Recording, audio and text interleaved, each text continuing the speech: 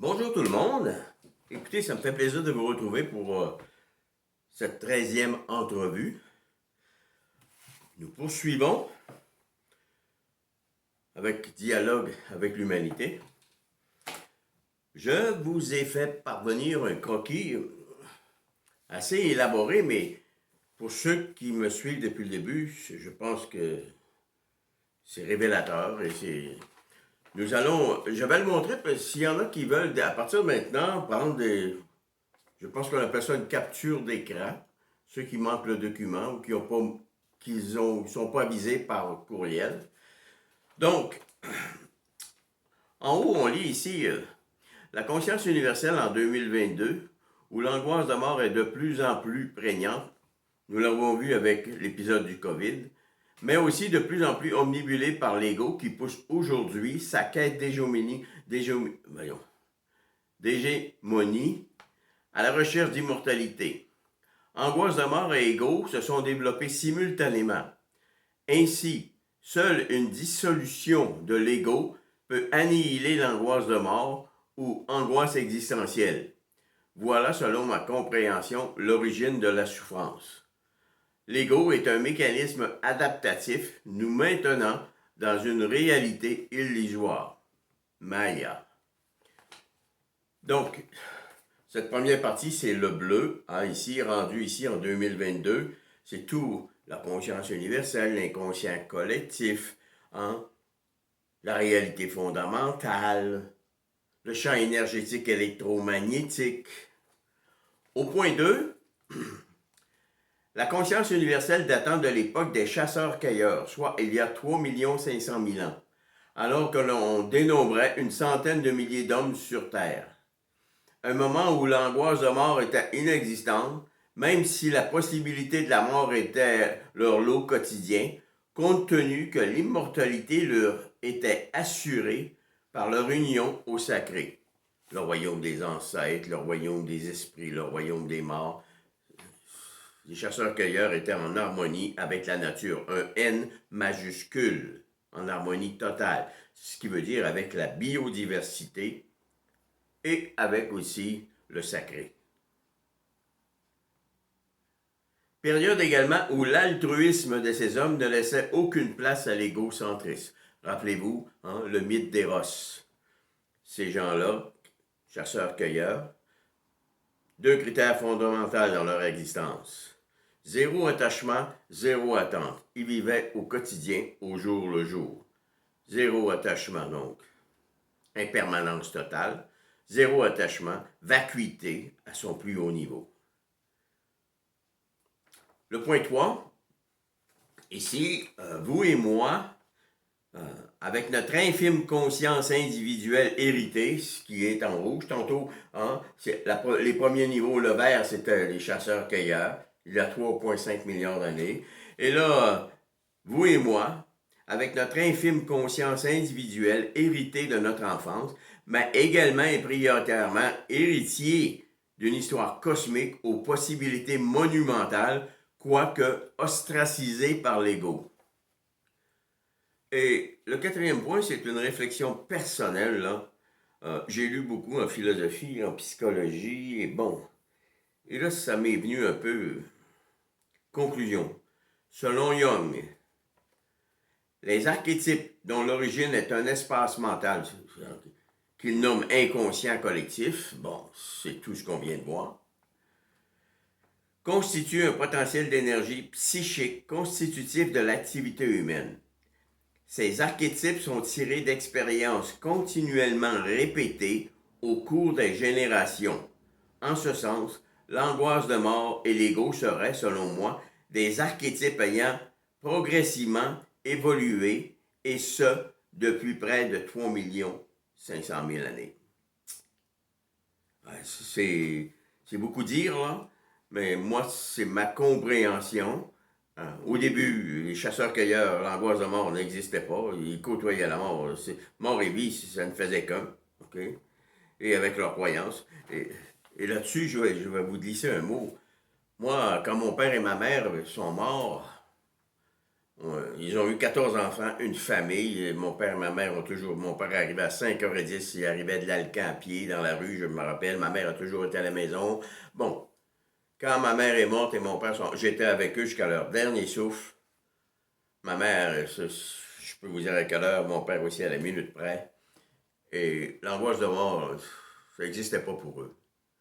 À tort ou à raison, ce passage-là était édulcoré par la croyance en un ciel ou peu importe, une vie après la mort. Bon, à tort ou à raison. Donc, chez les chasseurs-cueilleurs, c'était probablement la même chose. Le lien était tellement fort. Et là, on a évolué, on a commencé à se séparer. Et regardez les familles d'aujourd'hui, hein? L'égocentrisme.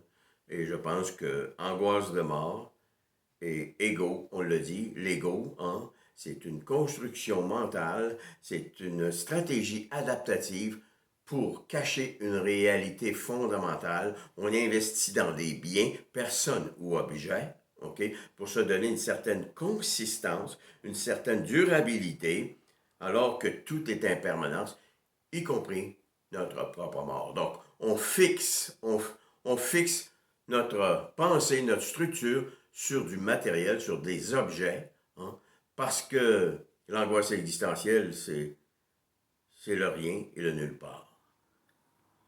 Mais tout ça est illusoire. Donc, vous avez cette feuille-là, ça peut vous amener à réfléchir. Aujourd'hui, nous allons poursuivre dans cette partie sur la thérapie, comment soigner, hein, le corps énergétique, comment travailler sur l'âme. On a vu ensemble que, bon, on va canter bien nos positions, là. La parole était très importante. Socrate avec sa maïeutique, Freud avec Bleuler qui ont découvert que, bon, c'est des faits historiques dans l'histoire de la personne qui sont très révélateurs. Bon, on l'a vu avec Platon, on l'a vu avec, bon, plein de gens. La parole. Et rappelez-vous, Lévinas, la parole se porte garant du rapport ontologique, du rapport entre moi et l'autre, un rapport véritable naturellement. Et on va le reprendre tantôt. Et j'aimerais ici, encore une fois, bon, canter une position. La phénoménologie, hein, c'est ma méthode. Moi, mon approche est l'analyse existentielle. La méthode, elle est phénoménologique, ça veut dire faire la lumière, hein. Bon, amener à la lumière. La loi, il y a une loi qui existe en phénoménologie, c'est la loi d'essence. La loi d'essence dit « nul être ne peut ne pas être ». Ça veut dire que tout ce en philosophie, on dit il y a l'étant. L'étant, c'est le corps. L'être, ben, c'est tout ce qu'on a appelé, nous, conscience, âme, immanence, c'est tout ça, là, OK? Bon, notre manière d'être, en quelque sorte. Donc, tout être ne peut ne pas être pour la conscience. Bon, voyez-vous, ça veut dire que tout ce qu'il y a eu là avant est là. Il y a des comportements qui sont innés, hein? Bon, même chez les animaux, hein? Un chat en venant au monde, il sait comment faire ses griffes. Hein? Bon, nous savons beaucoup de choses, mais il y a beaucoup de potentiel, mais qui est omnibulé, rappelez-vous, par l'ego. Donc, je vais vous donner un petit exemple avec ça. Hein? Quand j'étais jeune, je dirais pas petit, parce que je suis encore petit, quand j'étais jeune, un des hobbies qu'on avait préféré, on était 14 enfants, je vous le rappelle, dehors, à côté de notre maison, il y avait un terrain vacant. Et au mois d'octobre, novembre, fin octobre, début novembre, quand il tombait les premières neiges, elle est collante, vous le savez. On faisait des balles de neige et on faisait des boules de neige. On roulait les boules de neige. Et une journée, j'avais fait une grosse boule de neige. Sûrement, mes amis m'avaient aidé pour la rouler. Elle était vraiment avec 3 pieds de haut, sûrement. Et le matin, je me suis levé pour aller déjeuner. On avait une fenêtre vraiment collée, une petite maison, là. OK. Et on avait une fenêtre, la table était là et on voyait dehors. Moi, ce que je me rappelle de mes parents, ils aimaient beaucoup la luminosité. On avait des fenêtres, on voyait dehors. Les rideaux, c'était pas fermé, là. C'était ouvert sur le monde. Et là, j'étais dans la fenêtre et je vois ma boule de neige, ma balle de neige qui était rendue une boule de neige. C'est un peu comme ça dans la vie, hein. On vient, les parents ils font une motte, hein, c'est nous, ça. on grandit, puis on devient comme une boule de neige, puis on accumule plein d'affaires. Et là, ma boule de neige était fondue en deux. Ah. Là, je suis sorti après déjeuner, je suis allé voir. Voyez-vous, dans la couche la plus grosse, la dernière couche, on voyait de la poussière de pierre, du concassé qu'on appelle. Ben oui, il en a 30, on n'avait pas d'asphalte, là. On n'avait pas l'argent pour ça, mon père. Fait que là, j'avais passé là avec la boule de neige, puis il y avait du concassé qui s'était agglutiné. Une couche plus profonde, il y avait des fruits du masco. On avait un sorbier chez nous, des fruits rouges, là. Ah bon? Encore une couche plus profonde, il y avait des feuilles de bouleau jaunes. Ben, on avait des bouleaux dans le cour. Mes parents avaient beaucoup de fleurs, beaucoup d'arbres, on avait des bouleaux. Une couche encore plus profonde, et là, il y avait des feuilles d'un pommier. On avait un pommier chez nous. Donc, voyez-vous là, il y en avait encore d'autres couches, mais c'est suffisant pour le moment. Et des fois, on dirait qu'il y a des choses qui sont là. Ça m'est apparu, moi. Et peut-être que déjà, ça préconisait quelque chose. Hein? Et c'est exactement ce que je fais avec mes patients. Quand je fais l'histoire de vie, on va le voir, je vais voir toutes les couches. Bon. Donc, la boule de neige. J'en ai d'autres comme ça, des exemples, mais on verra plus loin. Donc, on a parlé aussi de métapsychologie, qui veut dire au-delà. Ben oui, méta, ça veut dire au-delà. On va aller au-delà, hein, au-delà de ce qu'on est ici avec notre vision du monde, notre conscience individuelle. On va aller à une conscience collective, hein, et qui va regrouper tout ça. On a parlé du... Bon, et vous comprenez que le plus grand problème de tous les soignants qui existent aujourd'hui, on va dire presque tous les soignants, 99,9, c'est que ils se tiennent, ils se tiennent là, tu sais. Ils se tiennent même pas dans le rouge, bien souvent. J'avais une amie qui était psychologue et à l'occasion, elle connaissait mon approche. Elle me demandait des conseils par rapport à certains patients avec qui elle travaillait. Oui, mais je lui demandais, est-ce que tu sais si durant la grossesse ou entre 0 et 1 an et demi ou entre 3 et 5 ans, c'est pas... Ben non. Elle faisait pas d'histoire de vie. Aucune histoire de vie. On sait rien. Ben voyons donc, comment vous voulez travailler sur l'âme quand vous n'avez pas de portrait de l'âme?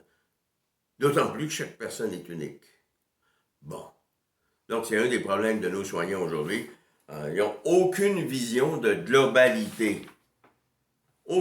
Une approche absolument pas intégrative.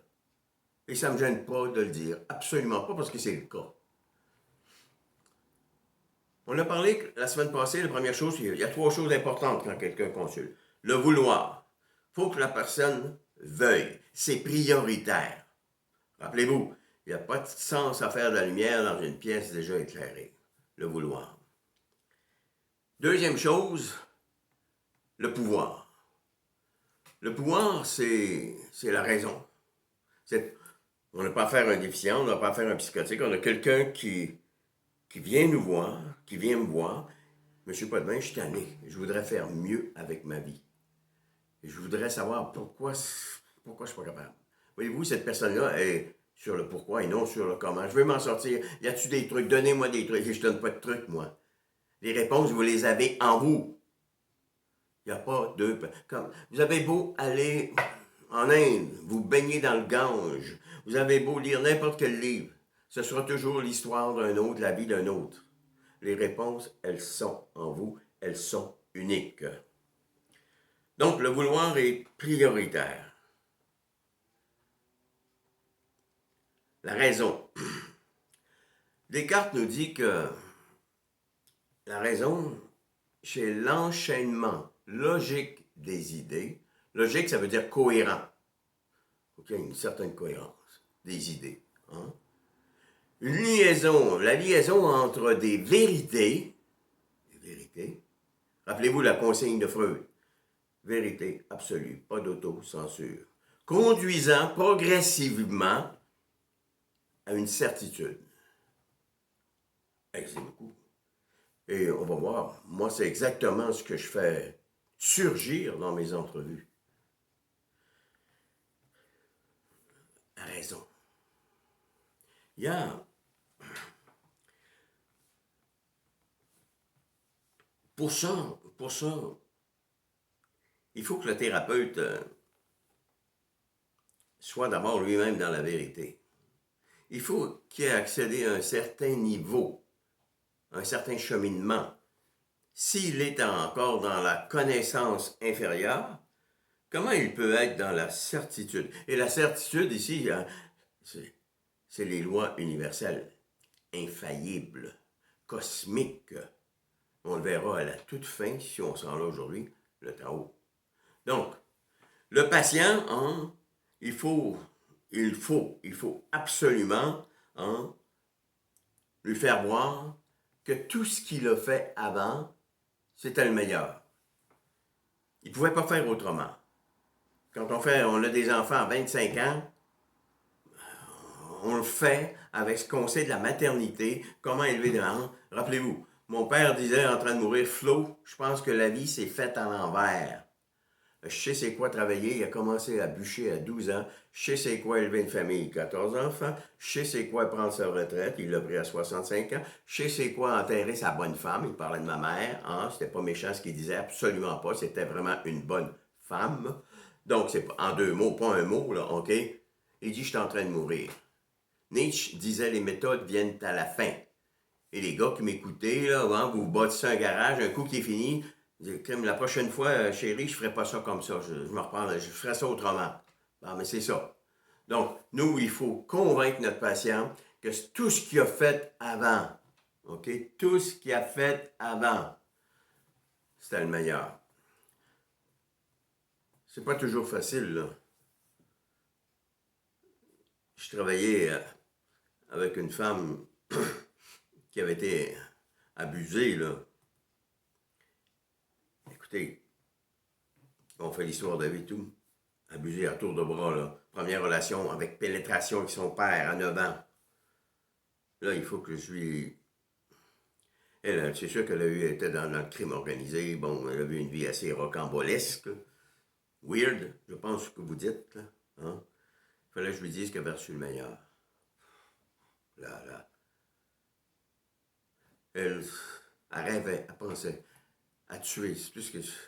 Comment vous voulez accéder à l'amour quand vous avez des pensées semblables?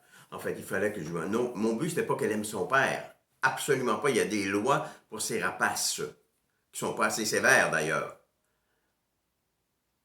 Mais c'était qu'elle cesse d'avoir de la haine. La haine. On ne peut pas accéder à la sérénité, à la félicité, à la plénitude, à tout ça, quand le sablier du temps est investi par toutes sortes d'événements fuckés, passés ou futurs, qui n'arriveront jamais. Il faut faire le vide. C'est le vide qui peut faire place à la plénitude. Être avec ce qui est. Vous l'avez vu là-dedans. Être avec ce qui est. Heidegger dit being with. Être avec ce qui est. Librement, totalement, continuellement. Et ça se peut. Mais vous comprenez que pour cette dame, c'était mal parti, là. Donc mon but, c'est pas qu'elle aime son père. C'est qu'elle s'aime. Le premier commandement, comme par hasard, il dit, tu aimeras ton prochain comme toi-même. Ben, il faut d'abord s'aimer pleinement, pour accéder à cette plénitude, à l'amour du monde, à l'amour d'autrui, quel qu'elle soit. On verra comment je fais pour expliquer à cette femme-là. Hein. Et moi, je ne parle pas de pardon. Le pardon, c'est un peu trop simpliste pour moi. C'est réductionniste. C'est plus que ça. Pour guérir, ça prend une démarche introspective. Donc, le troisième, vous comprenez, vouloir, pouvoir, et le troisième élément, le savoir. Là, avec le vouloir, j'ai quelqu'un qui est dans mon bureau. J'ai le pouvoir parce que cette personne-là le dit. Hein? Monsieur Potvin, j'ai besoin d'aide. Je voudrais accéder à une vie meilleure. Bon, ça va bien. Le savoir. Les réponses à la guérison sont en chaque personne. pas deux âmes identiques. Donc, le savoir. Et c'est là que, rappelez-vous, la parole hein, va compter. La seule chose sur laquelle on peut travailler quand on travaille sur l'âme, c'est sur le factuel. Le factuel, ça veut dire tous les faits qui se sont passés. Donc, le factuel. Les gens vont dire, ouais, mais c'est que ça donne de brasser le passé. Écoutez, il y a bien des psychologues qui essayent de jouer avec ça, un peu comme ça, là, mais quand c'est fait comme il faut, une seule et bonne fois, normalement, ça donne les résultats. Mais rappelez-vous, ça prend déjà un thérapeute qui a une sympathie, hein, qui a une disposition affective pour la sympathie des âmes,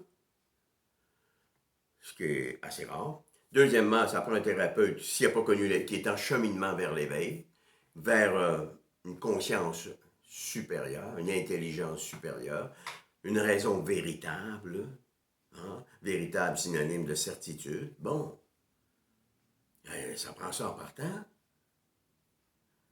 Donc, ça prend du factuel. Donc, moi, j'ai besoin, je vous montre ici, j'ai sorti 2 dossiers que j'ai caviardés, là, hein, bon. 2 dossiers de patients, okay, que j'ai eus. Et comme vous pouvez le voir, c'est assez volumineux, hein. Toutes les pages, bon, quand je relis mes notes, je mets du marqueur vert ou jaune ou rouge. Ici, c'est jaune. Bon, il y a toutes sortes de couleurs. Bon, j'en ai 8, 10 pages. J'ai déjà eu 14 pages. Bon, tout est là. Je prends les notes. Je vous l'ai dit, il y a une lampe au-dessus. Bon, mon patient de l'autre côté, puis entre nous deux, il y a une lampe qui vient éclairer ça. Et j'écris. J'écoute. Il m'enseigne sa vie. J'écris, je prends des notes. Il y a des fois que je vais mettre un petit bonhomme ici qui pleure parce que mon patient pleure. Bon, ainsi de suite. J'écris. Voyez-vous, déjà, seulement que mettre ça sur papier, c'est plus que se le dire dans sa tête, là. Je l'ai mis sur papier. Ça crée déjà ça stimule la capacité de raisonner. Hein? Ben, c'est moi, ça. Le patient se voit, là. Hein? Et là, quand j'ai tout fini ça, je mets sur une feuille 8,5 11. J'appelle ça un tableau autobiographique chronologique. Avant, j'avais mis tous les éléments. À chaque semaine, je collige les éléments, OK, à chaque semaine. Après ça, je le mets en ordre chronologique. À la naissance, allez aujourd'hui. Les événements spirituels qui ont une signification particulière, c'est ça l'âme, c'est la signification, et les événements physiques ou psychologiques. C'est fascinant de voir les concordances. Ah! Un exemple, petit exemple. À 7 ans, ici, agression sexuelle. Du côté gauche, automutilation. Problème sévère de dents. Les dents, vous le savez, hein? Les dents, les os, hein? C'est quand ça s'est touché, c'est un signe de dévalorisation. Les dents, ça sert à mordre dans la vie. Bon. À 12 ans, on arrive à la puberté. Pharyngite, bronchite, tentative de suicide. Écoutez, il n'y a personne alentour qui comprend, là. Personne ne sait qu'elle est abusée. Non.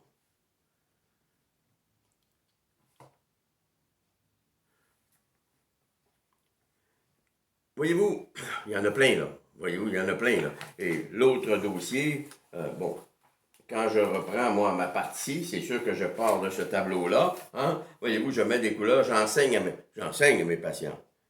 Ma thérapie, elle est fondamentalement pédagogique, là. J'enseigne tout ce que vous suivez sur ces vidéos. Tout. Bon. Donc, voyez-vous, ici, c'est pour démontrer, en partant à mes patients, qu'il n'y a pas il ne doit pas y avoir de scission, de séparation entre l'âme et le corps. Le corps n'est que l'actualisation, la manifestation, la réalisation de quelque chose d'autre que nous avons appelé ensemble le corps phénoménal, le corps énergétique, la conscience. Bon, le corps ne fait que montrer ça. Même chez quand un chat hérisse le dos et le poil, faites attention, il est fâché. Il est fâché. Quand un renard urine à quelque part, il revendique son territoire. Peut-être quand un enfant mouille son lit trop longtemps, il revendique peut-être quelque chose. Donc, le savoir. Vous savez, le passé est important parce que l'exemple qu'on donne dans le taoïsme, on dit si on veut nettoyer un puits, il y a des impuretés dans le fond. On va y aller, on va nettoyer ça. On va brouiller l'eau pour une secousse. Mais après ça, ça va se calmer, ça va être propre. On le fait une fois. OK? Donc, moi, quand je le fais, là, c'est une fois. Et c'est l'entente que j'ai avec mes patients. Écoutez, moi, j'ai besoin de tout savoir. Pas d'autocensure, vérité absolue. Et j'ai déjà mis fin à une thérapie quand j'avais une question particulière. Le monsieur ne voulait pas répondre. J'ai dit, monsieur, la thérapie est terminée. Il y a un bris de contrat. J'ai besoin de tout savoir. Vous ne serez jamais jugé, critiqué, humilié, rabroué. Tout ce que vous avez fait avant, c'était votre meilleur. Peut-être pas l'idéal, votre meilleur parce que vous avez reçu le meilleur. Foqué ou pas foqué. Si votre père était comme ça, si votre mère était comme ça, écoutez là, bon, les parents nous font, ils n'ont pas encore atteint la sagesse, bon, ils se reproduisent, on se reproduit, rappelez-vous, à 20-25 ans, qu'est-ce qu'on connaît de la vie? Sagesse et maturité ne sont pas là. Il y a bien des drames qui n'ont même pas été réglés encore dans nos vies, et on se reproduit. Après ça, ben là, c'est ça, on va mettre, on va ajouter de l'ignorance dans l'ignorant. C'est vous puis c'est moi, ça. Bon. On va terminer aujourd'hui avec une chose. La thérapie que je fais, ça s'appelle la Gestalt. La Gestalt, c'est la quête d'être du thérapeute qui rencontre la quête d'être du patient. C'est ça. Il n'y a pas de fusion, là. Il n'y a pas de ça. Non, non. Le patient, c'est moi. La Gestalt, ça veut dire que pour le gestaltique, le thérapeute gestaltique, ça veut dire que, écoutez, ce qui importe, ce n'est pas sa spécialisation. Absolument pas. C'est plus pour lui une vocation, une mission. Gestalt, ça exige du thérapeute ce qu'on appelle une réduction gnoséologique. Hegel. Réduction gnoséologique, ça veut dire faire abstraction de ses connaissances. En partant, rappelez-vous, Platon, le dialogue, c'est pas une fin en soi, c'est un moyen pour accéder. Donc, mais pour ça, il faut se rencontrer sur une base d'égal à égal. Et moi, vous savez, quand je me suis séparé après 10 ans de mariage en 80, j'ai consulté 2 ou 3 fois une femme psychologue, son mari était médecin à Arvida. Quand je suis arrivé en arrière de son bureau, il y avait une bibliothèque, là. C'était fou. Mais moi, c'est pas ça qui m'intéressait, là. Je voulais être pris en charge. C'est pas tout son savoir et ses connaissances qu'elle ouvre son... Je voulais une relation de cœur à cœur. Je n'ai pas été longtemps, là. Et je me suis dit, si un jour je suis psychologue, ce ne sera pas comme ça. Donc, la Gestalt, c'est un thérapeute, rappelez-vous Montaigne, qui a déjà une disposition affective pour la sympathie des âmes. Si c'est quelqu'un qui est en cheminement vers l'éveil, à tout le moins, qui va vous sortir de la connaissance inférieure qui vous a perdu, connaissance émotionnelle, sensible, rationnelle, une raison primaire. Bon, des fois on raisonne comme un pied, même si on a un doctorat, une maîtrise, peu importe. Bon. Donc ça prend quelqu'un qui a une vision un peu plus large, un peu plus intégrative, un peu plus globale de la réalité. Je termine avec ça. Nous allons compléter ça la semaine prochaine. Encore des choses très intéressantes. L'insight, le tournant ontologique, la métanoïa, tout ça. La thérapie, c'est une méditation. Donc, je vous souhaite une bonne semaine. J'étais comme un peu stimulé ce matin. J'avais écouté du Elvis avant, en faisant mon montage. Et moi, j'aime bien Elvis, là, dans certains moments. J'aime beaucoup d'autres sortes de musique, dont le jazz et le classique. Donc, je vous souhaite une bonne semaine. et on se revoit la semaine prochaine. Merci encore de votre écoute.